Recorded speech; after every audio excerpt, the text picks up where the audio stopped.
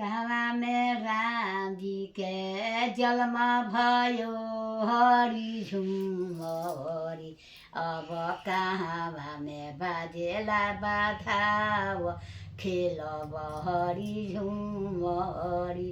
अब कहवा में बाजेला बाधाव खेलब हरि झुमरी। गखुला में राम जी के जन्म भयो हरि झुमरी। गखुला में राम जी के जन्म भयो हरि झुमरी। अब मथुरा में बाजेला बाधाव खेलब हरि झुमरी। अब मथुरा में बाजेला बाधाव खेलब हरि झुमरी। कहवा से आवेला बुकावा हरि झुमरी।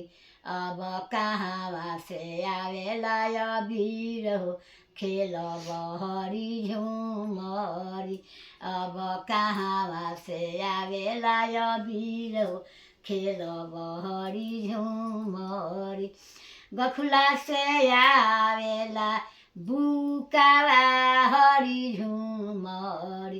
अयोध्या में बाजे उड़ेला अबीर हो खेलब हरि झुमरी। अब अयोध्या से आवेला अबीर हो उरही त आवेला बुकावा हरि झुमरी। उरही त आवेला बुकावा हरि झुमरी। अब उमरती आवेला अबीर हो खेलब हरि झुमरी।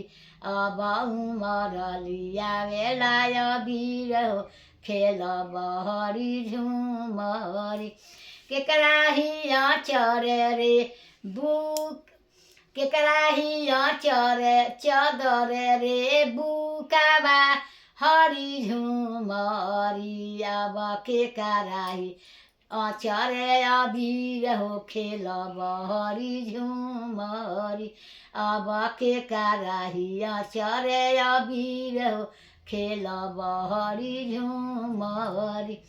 राम के चदरे रे बुकावा हरि झुमरी। अब सीता के अचरे अबीर हो खेलब हरि झुमरी। अब सीता के अचरे अबीर हो खेलब हरि झुमरी। केकर हार भैले केकर जीत हरि झुमरी। अब केकर डिगरी बहार हो खेलब हरि झुमरी। राम के हार भैले सीता के जीत हरि झुमरी। अब लक्ष्मण के डिगरी बहार हो खेलब हरि झुमरी। सीता राम के हार भैले सीता के जीत हरि झुमरी। अब लक्ष्मण के डिगरी बहार हो खेलब हरि झुमरी।